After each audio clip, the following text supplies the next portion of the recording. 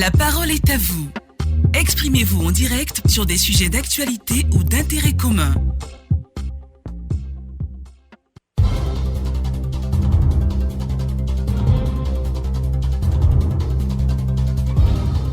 Madame, Monsieur, bonjour. Le ministère des Transports est déterminé à lutter contre les accidents de la route en Côte d'Ivoire. Depuis la réactivation de la commission spéciale de suspension et de retrait de permis de conduire en décembre 2019 par le ministère, le nombre de mauvais chauffeurs semble diminuer, à en croire l'augmentation du nombre de suspensions de permis de conduire qui est de 421 désormais au mois de juillet 2020. Quelle lecture faites-vous des activités de cette commission? Eh bien, nous vous attendons au 20 21 44 48 20 24 27 87. Le débat est déjà ouvert sur notre page Facebook Radio Côte d'Ivoire en un seul mot. Vous pouvez également nous suivre en direct sur le bouquet Canal Plus 511. Valentin Kwasi, Auto Standard, je suis à Boussila. Bonjour et bienvenue à La Parole est à vous. Le premier à intervenir ce matin est Kofi Clément qui nous appelle de Zikiso. Clément, bonjour. Bonjour Sila. Comment ça va? Ça va chez moi et chez vous? Ça va très bien, merci. Surtout que le nombre de mauvais chauffeurs diminue dans la circulation. Bon, je salue vraiment la commission du ministère du Transport pour le travail abattu.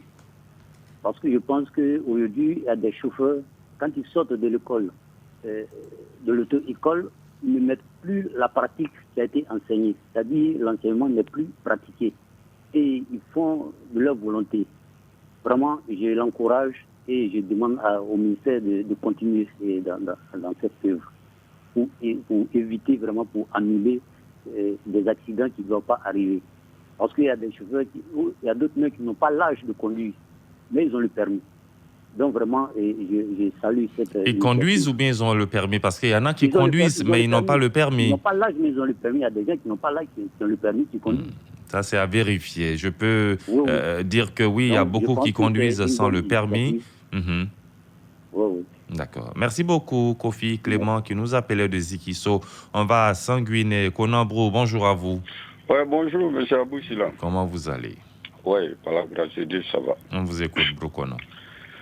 Oui, je salue cette commission de retrait de permis.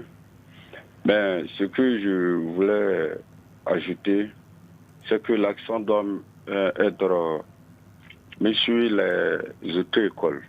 C'est la formation surtout. Il faudrait qu'on mette beaucoup l'accent sur l'obtention même du permis de conduire. Alors, vous pensez que les auto-écoles ne forment pas assez bien? Vraiment, je le pense parce que, vous voyez, pour qu'il y ait un retrait de permis, il faudrait qu'il y ait une faute.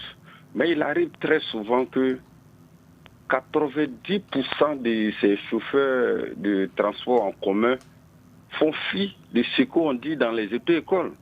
Et c'est ce qui entraîne très souvent les accidents. Ah, vous dites bien font fi de ce qu'on dit dans les auto-écoles. Donc, ça veut dire quelque part, peut-être que c'est bien enseigné, mais seulement qu'ils refusent de le mettre en pratique. Non, quand je dis font fi, c'est dire que on a l'impression qu'ils font fi. Souvent même, ils ne savent pas. Ça, je le dis. Moi, je le dis. J'ai l'impression qu'ils ne savent pas. Il y a plusieurs personnes qui ont été victimes d'accidents de circulation par mauvaise conduite de certains chauffeurs. Est-ce que ce n'est pas l'inconscience, l'insouciance? Bon, tout ça, vraiment, ça reste à voir parce que je pense qu'il y a plusieurs qui ont des permis, mais qui n'ont même pas fait de conduite. D'accord. Donc, pour vous, il faut mettre la formation sur l'encadrement. Il faut mettre l'accent justement sur la formation, l'encadrement au niveau des auto-écoles. C'est bien cela? Vraiment, au niveau des auto-écoles, les inspecteurs qui délivrent, les codes, c'est-à-dire pour ne pas dire qui délivrent l'acte de conduite là, ils doivent vraiment veiller parce que quand tu le fais, toi tu le fais pour ton argent, mais tu as aussi une famille. Il y a tout ça dedans. Ce que vous dites n'est pas trop faux dans la mesure où on sait qu'il y a eu un moment quand même, le ministère était descendu sur le terrain. Il y a beaucoup d'auto-écoles qui ont été fermées parce que ces écoles-là ne répondaient pas aux normes. C'est ça. Bonne émission à vous, que Dieu nous bénisse. Merci, Brokonan, qui nous appelait de Sanguiné. Allons à Didier V. Benjamin Kofi, bonjour à vous. Oui, monsieur Abou-Sila, bonjour. Bonjour Benjamin, on vous Votre écoute. sujet est très intéressant. Merci bien. Oui. J'adresse mes vives félicitations à la commission de retrait des permis de conduire sous la supervision du ministère des Transports. 421 retraits en moins d'une année démontrent effectivement que notre pays regorge de très mauvais conducteurs, ce qui a entraîné beaucoup d'accidents, faisant de nombreuses morts sur nos routes. C'est pourquoi j'encourage cette commission à plus de vigilance et de continuer à sévir fortement afin de diminuer les accidents. Faire partie des pays où le taux d'accident est élevé au monde ne nous honore pas du tout. Voilà un peu mon point de vue. D'accord. Merci beaucoup, Benjamin Kofi, depuis Didier. Allons à Kounfao cette fois-ci. On va échanger avec Soa Amoa Dominique. Dominique, bonjour. Bonjour, M. Abou-Sila. Nous vous écoutons, Dominique. Alors, je voudrais dire que d'abord, c'est encourageant. Il faut encourager cette commission. Maintenant, il faudrait descendre sur le terrain pour continuer de sensibiliser. Vous savez, à un moment donné, quand la sensibilisation prend du poids dans l'aile, du plomb dans l'aile, il faut sévir. Et je pense que dès lors qu'on a commencé à sévir, ils vont commencer à se ranger. C'est très important. Il faut aller même jusqu'à le retard doit être définitif. On va même pas accorder le permis à ceux-là. Je pense qu'il faut encourager. Maintenant, il faudrait que sur les routes, nos forces de l'ordre essaient aussi. C'est vrai aujourd'hui, partout, en cause on a besoin des forces de l'ordre, mais sur la route, en gros, c'est très important. Il faut continuer de le faire. Et nous aussi, passagers, on doit continuer de sensibiliser nos chauffeurs. Parce que c'est mécanique, hein. Ils ont les engins. C'est l'homme qui lui donne la puissance. Tu lui dis, allons à 220 à l'heure, il y a et le dégât. La vie humaine est sacrée. Ah, vous faites bien de mentionner ce que vous dites. Est-ce que souvent aussi, il n'y a pas la faute des passagers qui semblent pressés, qui demandent aux chauffeurs de taxi, allons vite, faites vite, je suis en retard? Oui, mais j'avoue... Pour ceux qui vont, par exemple, à l'aéroport, souvent, on voit... Oui. Oui, mais effectivement, oui, c'est cela aussi le type. On veut aller vite alors que notre vie, elle est prioritaire. Je pense qu'il faudrait que nous sachions ordonner notre vie. Si on veut un rendez-vous à tel, il faut au moins 2 à 3 heures de retard en tenant compte du fait qu'à Abidjan, il y a un embouteillage. Mais lorsqu'on dit allons vite, mais c'est la vie humaine. D'accord. Merci beaucoup à moi, Dominique. 20 21 44 48 20 24 27 87. On va faire un tour sur notre page Facebook. Bertin Tola qui dit en fait tout a une solution. Si la commission spéciale de suspension et de retrait de permis de conduire continue de travailler avec sérieux et rigueur, le nombre des accidents de la route diminuera considérablement et cela est possible. Gourou Zakaria depuis Abengourou, très bonne décision prise par le ministère des Transports. Comment peut-on favoriser à ces chauffeurs et puis à mettre des vies humaines en danger, en péril, toujours les pertes de vie sur nos routes? La suspension et le retrait de permis de conduire est une bonne solution. En effet, nombreux sont les chauffeurs qui obtiennent les permis de conduire, mais malheureusement, ils n'ont aucune notion de la conduite. Interrogation, la faute à qui et comment peut-on donner le permis à celui qui ne le mérite pas? À mon avis, il faut que nos auto-écoles soient rigoureux. Retour au standard, nous sommes cette fois avec Jean Gaston Laoui qui nous appelle de Biétry. Jean Gaston, bonjour. Bonjour mon frère, je salue le frère dans la belle Biétry. Alors, après 2 mois d'arrêt dû à la crise sanitaire de Covid-19, on se souvient, la commission spéciale de suspension et de retrait des permis de conduire a repris de service. C'était le jeudi 28 mai 2020. Alors, pour la première session de reprise qui s'est tenue à la salle de conférence, ce sont 44 conducteurs de véhicules qui étaient mis en cause dans des accidents de la circulation qui ont été auditionnés. Alors, que pensez-vous des activités de la commission, M. Jean Gaston Laoui? Mais j'allais même dire, très bonne solution pour cette commission spéciale de suspension et de retrait des permis de conduire. Je pense encore que cette opération doit perdurer, vraiment pour avoir même de bons chauffeurs, en retirant même les plus mauvais. Et ceux même qui perdent la vie, en tout cas des bonnes personnes. Mais il faut aussi une réformation des chauffeurs. Même si tu as déjà un permis, que tu conduis bien, mais il y a souvent certaines choses. Donc il faut une réformation. Et que la sensibilisation continue toujours, surtout à la télévision. Parce que quand il y a une sensibilisation, les gens, en tout cas, reconnaissent au moins ce qu'ils font. Mais tu as un permis B. Et puis, avec le permis d'État, tu vas conduire des véhicules de plus de 3,5 tonnes, alors que ça, le permis C. Ce n'est pas bon. Il y a des gens qui ont des permis A, ça, des motos. Et puis, tu te mets dans les véhicules. Mais ce n'est pas bien. Alors, moi, je pense que les cas de condamnation ferme qui vont même de 3 mois à 15 ans, mais ça, c'est intéressant. 421 mauvais chauffeurs, mon ami, en Côte d'Ivoire, vraiment. En tout cas, merci à cette réaction de cette commission. Et puis, rappelons aussi que lorsque même la peine excède aussi les 6 mois, je pense que le chauffeur devra donc reprendre aussi les cours dans une auto-école. Oui, il doit reprendre les cours. Déjà, pour le premier jour de la réactivation, comme sentence du jour, 2 permis de conduire ont été suspendus pour 15 ans, 2 autres pour 10 ans, 1 pour 5 ans et un pour 3 ans, 4 pour 2 ans, 6 pour 6 mois ferme, avec un permis de conduire qui a été restitué. Ça veut dire que celui-là, il n'aura plus droit au permis de conduire. Très bien. Pour terminer, je pense qu'en Côte d'Ivoire, il existe 37 cas de retrait de permis de conduire. En tout cas, les cas qu'on connaît plus. Donc, circulation sur la partie, par exemple, gauche de la chaussée. Mais pourquoi vous allez sur la partie gauche? Vous faites des chevauchements, et puis quand vous faites, vous franchissez la ligne aussi continue. Vous refusez même de tirer à droite pour laisser l'autre véhicule passer.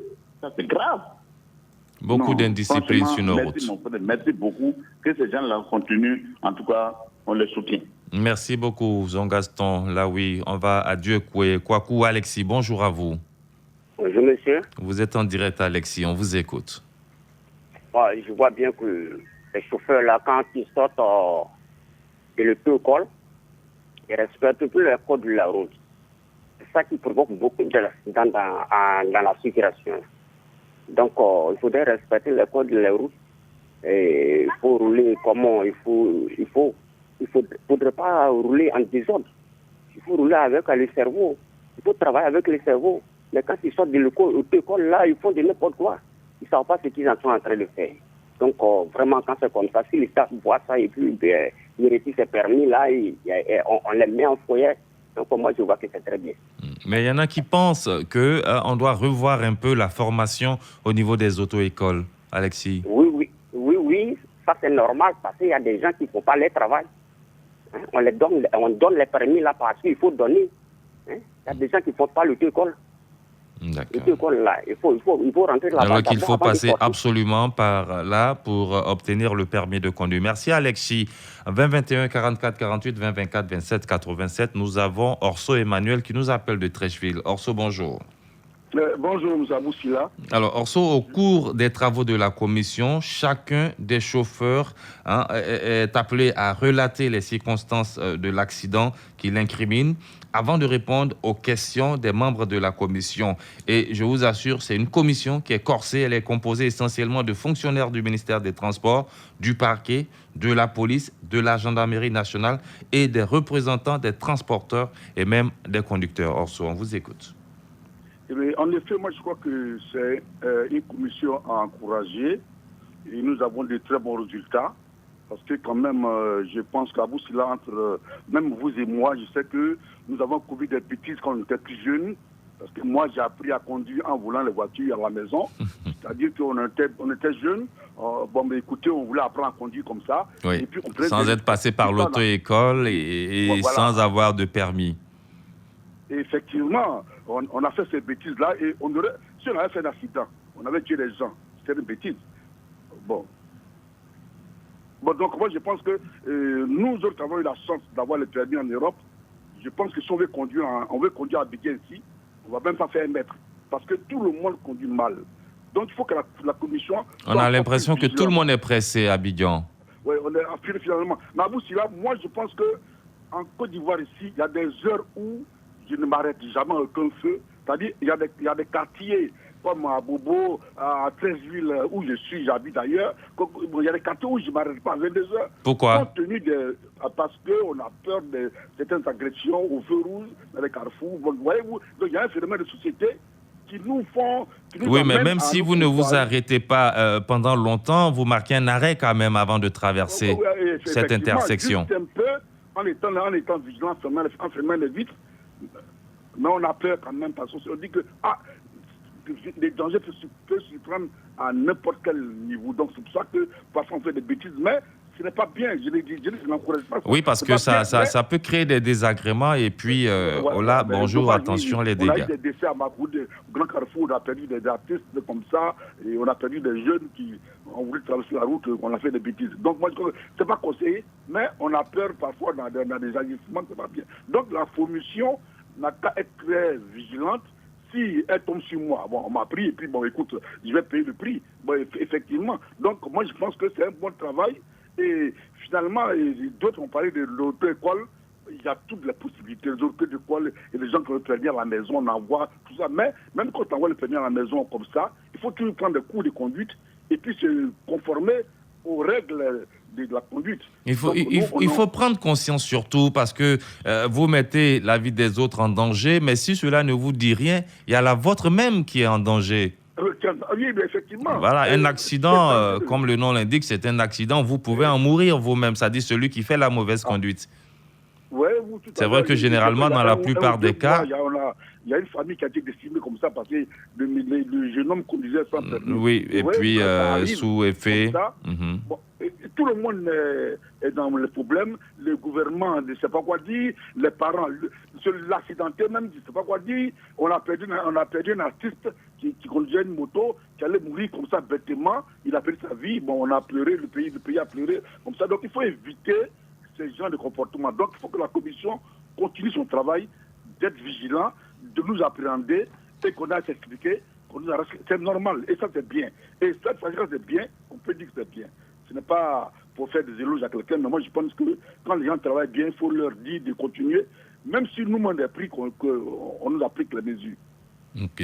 Merci beaucoup, Orso Emmanuel. Nous allons prendre le dernier intervenant ce matin. Il s'agit de Kwadjo Ngoran qui nous appelle de Boaké. Ngoran, bonjour. Bonjour, chef. Nous vous écoutons. Je voudrais vous dire que je suis vraiment heureux pour cette commission. Mais cette commission n'est pas encore arrivée à Boaké. À Boaké, je vous assure, c'est le nid des mauvais chauffeurs. Surtout les motos là-bas, les deux roues. Je vous assure. À longueur de journée, peut-être les sapeurs-pompiers passent au moins 15 fois ramasser les accidentés. C'est vraiment un crime. Et comme alors, que faut-il faire, Ngoran? Bon, il faut vraiment chercher à recycler les auto-écoles surtout. Les auto-écoles ne font plus le travail. Les gens vont payer, effectivement, comme certains l'ont dit, ils vont payer le permis et puis ils sont dans les voitures. Vraiment, c'est un crime. C'est un crime.